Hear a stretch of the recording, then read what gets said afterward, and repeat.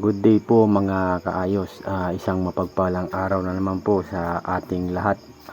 Another day, another vlog na naman po mga kaayos. At meron na naman po tayong metro. Tulad nung dating vlog natin, piplex ko naman po sa inyo mga kaayos kung sa 1 meter. 1 meter na naman po tayo mga kaayos. Sa 1 meter po ba mga kaayos, ilang centimeter po ba at ilang millimeter? Yan. So bago na naman to mga kaayos. 1 meter. 1 meter po mga kaayos. Ilang cm or centimeter at ilang mm or millimeter ang nakapaloob sa 1 meter mga kaayos. So gagamitin na naman po natin yung ating measuring tape mga kaayos para po makita po natin, ma-describe po natin ng maayos, ng malinaw po mga kaayos. So magbibilang po tayo mga kaayos hanggang 1 meter. So unahin po muna natin ang ating centimeter. So sa 1 meter po ba, ilang centimeter po ba ang nakapaloob sa 1 metro? So bago ang lahat mga kaayos, ipapakita ko po muna sa inyo kung saan po nakalagay yung 1 metro po natin. Yan, so i-adjust lang po muna natin mga kaayos. Yan, dahan-dahan po para po makita nyo po yung mga numero. Yan, 1 foot. Ayan, nasa 1 foot na tayo. So nasa 2 feet na mga kaayos.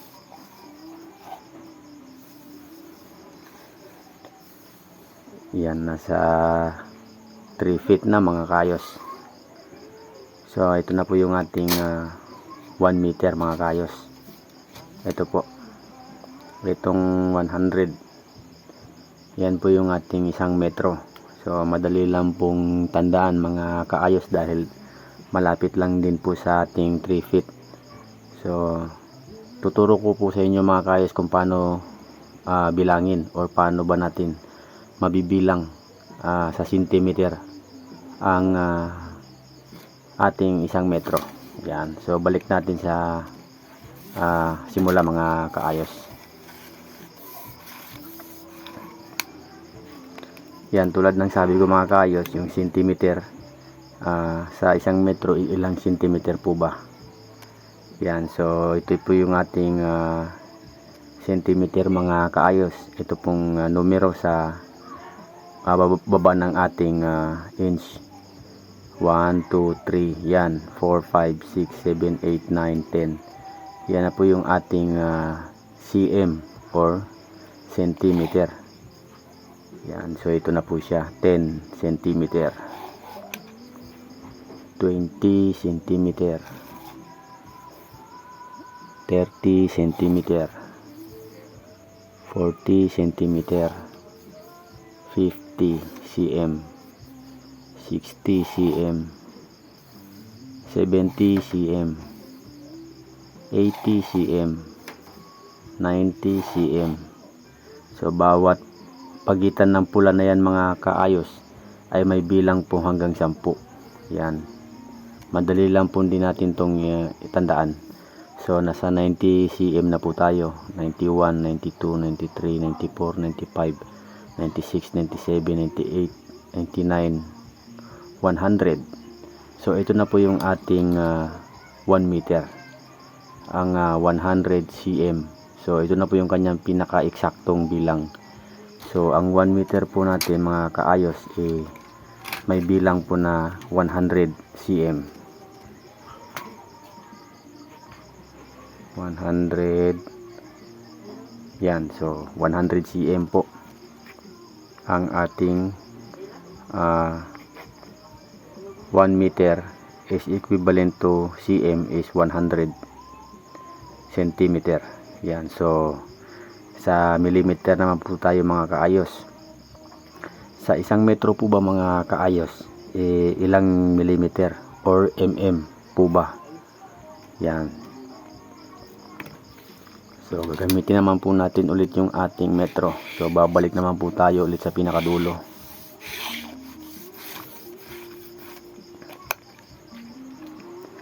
Ito po mga kaayos, tapos na po tayo sa centimeter. So ito na po yung ating millimeter sa pinakababa. Yan. Itong guhit na to mga kaayos. Yan, millimeter na po yan. So para madali natin to mabasa ng maayos, i-clear natin na i-demo na maayos. So dito tayo sa 1 cm muna para madali nyo po makuha. Sa 1 cm po natin, ang bagsak po ng millimeter is nasa 10 mm. Yan, ulitin ko mga kaayos. Ang 1 cm po natin ay equivalent to 10 mm or mm. So bibilangin natin yan hanggang doon sa 1 meter. Okay, so 1 meter. So sample lang natin. Yung 1 cm natin is equivalent to 10 mm. So ibig sabihin ang 10 cm or cm is equivalent to 100 millimeter. Okay, itong kulay pula. Tandaan nyo mga kaayos, sa bawat numero is may katumbas na 10 bilang sa millimeter.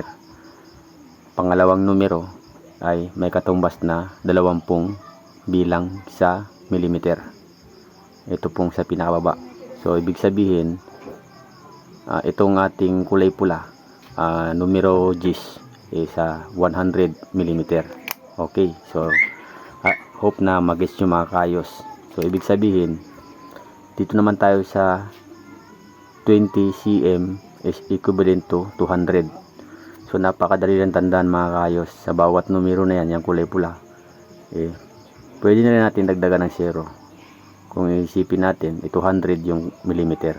Okay, so 20 cm po yan. So equivalent to 200 mm or millimeter. Hanggang sa umabot tayo ng 1 metro or 1 meter.